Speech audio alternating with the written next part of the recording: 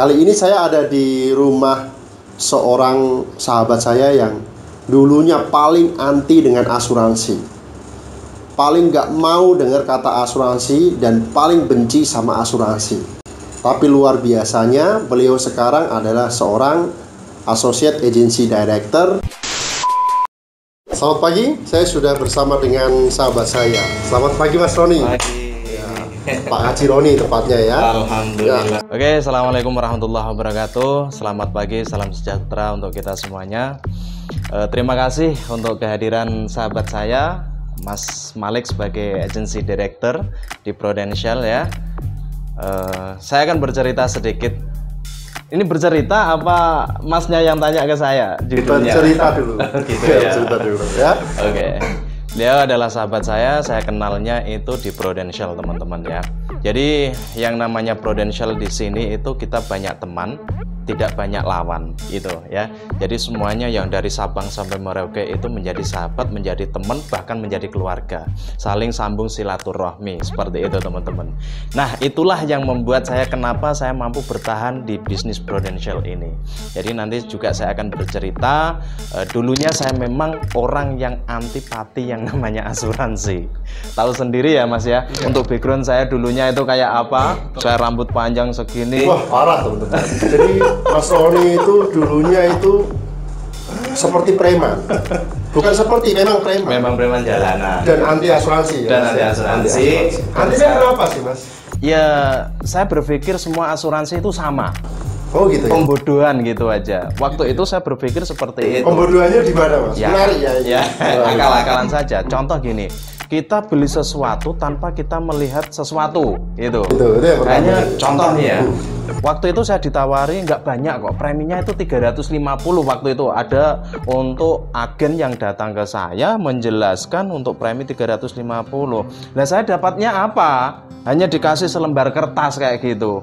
Tapi kan di situ saya belum yang namanya asuransi waktu itu memang saya belum terbuka untuk mindset saya belum ada ketertarikan. Dia nawari berapa orang Mas? Ada 10 agen. 10 orang lebih loh. 10 karena saya kan tempat usaha saya itu kan di tepi jalan ya kan. Jadi banyak orang yang lalu lalang mungkin untuk agen itu biasanya kan membidik, oh ini punya usaha nih. Ini sangat tempatnya juga strategis, kemudian untuk lokasinya dan di situ yang dijual juga untuk sesuatu yang kebutuhan kayak sehari-hari kayak gitu. Jadi mereka itu mampir menemui saya menawarkan bla bla bla bla bla, bahkan sampai ya saya selalu bilang saya sudah punya asuransi untuk cara menolak secara halus gitu. Gitu Mas. Jadi ceritanya seperti itu. Dan akhirnya bisa terbuka dan malah dari menolak anti asuransi dianggap tipu-tipu ya, dan menjadi seorang agent. Itu menarik. Ya. Kenapa Mas sebenarnya? Kok malah menjadi agent? Okay. Awalnya anti ya Mas ya? Waktu itu gini, kebetulan juga Mas ya, yang namanya orang itu kan nggak selamanya sehat. Betul ya? Betul. Suatu saat kita itu pasti akan sakit. Sakit itu kan jenisnya macam-macam. Ada sakit biasa, ada sakit kritis, macam-macam lah, kita tahu sendiri ya. Sama seperti kita menjelaskan untuk calon nasabah kita. Ketika waktu itu saya tidak enak badan dan waktu itu saya merenovasi untuk rumah. Coba bayangkan, saya merenovasi rumah, saya nggak enak badan dan di situ saya kena DB. Saya harus mau tidak mau saya harus opnam gitu. Jadi kebetulan ketika saya periksa di dokter itu dikasih rujukan untuk opnam, harus opnam gitu. Tahun berapa itu Mas? 2014. Baru kemarin ya? 2014 ya. itu. 2014 kemudian saya baru merenovasi rumah.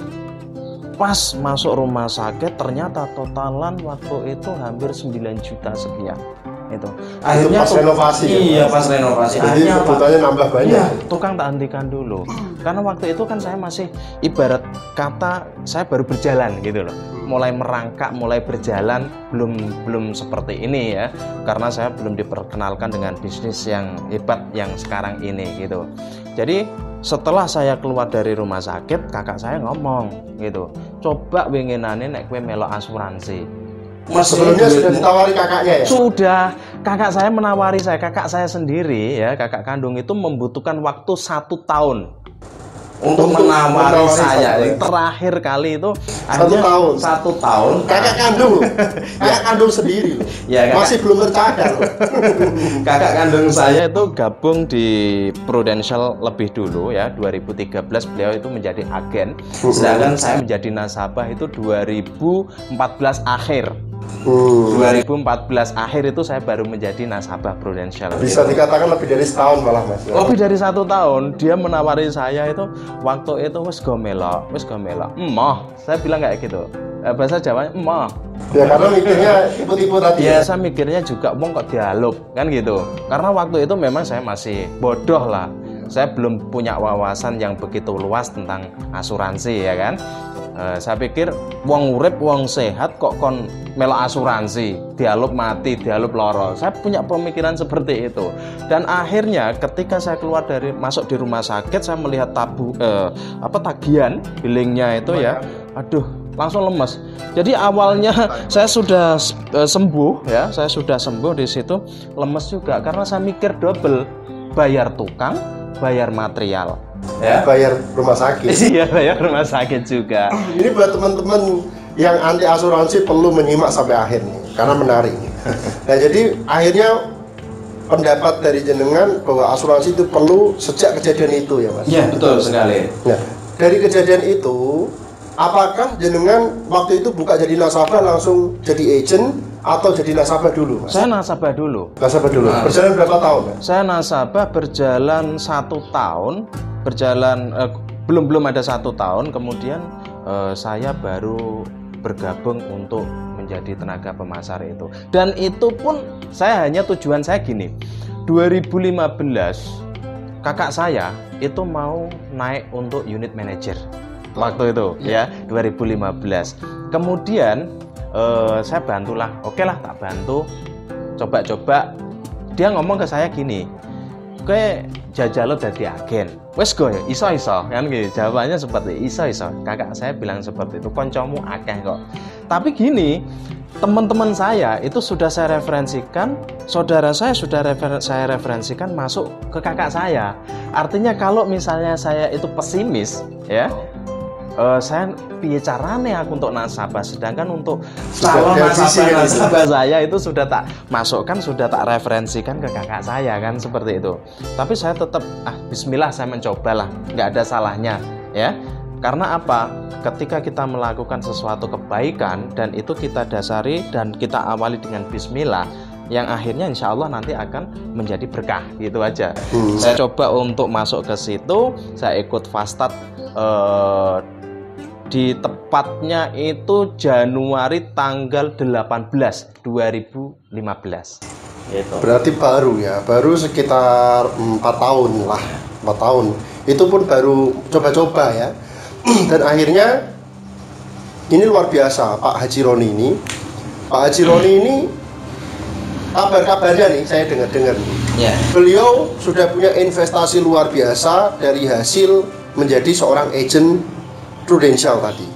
Nah, saya dengar-dengar Pak Haji Roni punya kos-kosan ya Pak Haji Roni. Ya, alhamdulillah ya, berkah dari teman-teman ya, support dari teman-teman. Kemudian tak lupa saya ucapkan terima kasih yang sebesar-besarnya untuk semua nasabah saya ya, terutama yang sudah mempercayakan untuk investasi apapun itu di Prudential melalui saya, sehingga membawa keberkahan untuk saya dan keluarga gitu.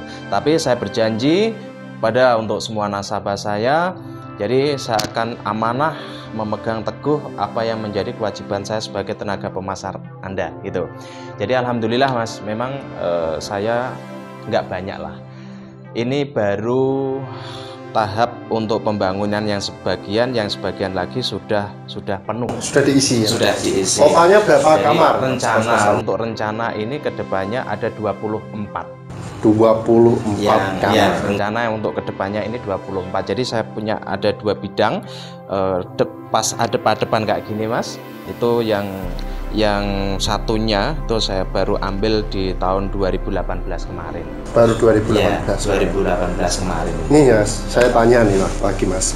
Untuk menjadi seorang agent asuransi, kira-kira dibutuhkan modal berapa supaya teman-teman yang lagi nonton ini, kalau mau jadi agen asuransi, dia tahu apa modalnya untuk jadi seorang agen asuransi. Ini video saya jangan dipotong ya, karena gini, untuk menjadi tenaga pemasar atau agen asuransi modalnya sangat besar. Apa itu? Niat. Kalau dibandingkan dengan modal uang, kita tidak pakai modal uang spesial pun. Modal besar itu adalah modal dari ini loh, panggilan. Karena tenaga pemasaran itu menurut saya itu suatu panggilan, Mas. Panggilan hati, betul.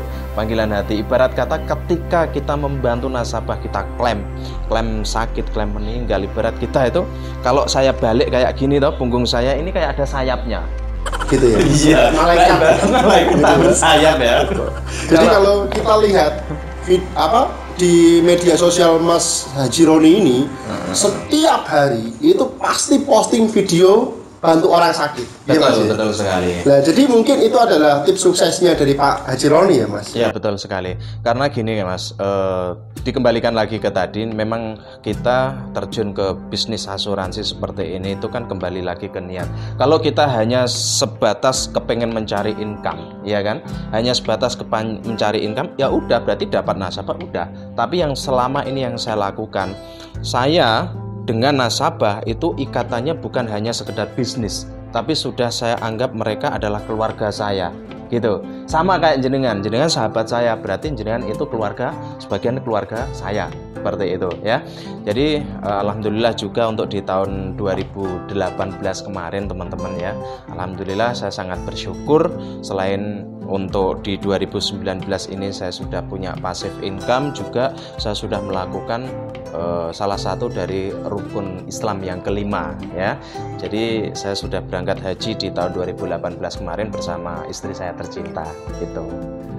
Nah itu teman-teman, kalau ada yang bilang orang bisnis itu butuh yang utama modal besar ya, nah, itu salah di sini. Ada, Mas, bisnis saya butuh modal besar ya. Sebelum saya bergabung di Prudential, saya itu kan punya toko counter ya, counter HP yang tadi Mas lewat ya itu. Nah, jadi ini menarik lagi nih. Kenapa Pak Haji Roni ini sudah punya counter yang kalau di daerah Jakenan ya, itu sudah lumayan dikenal.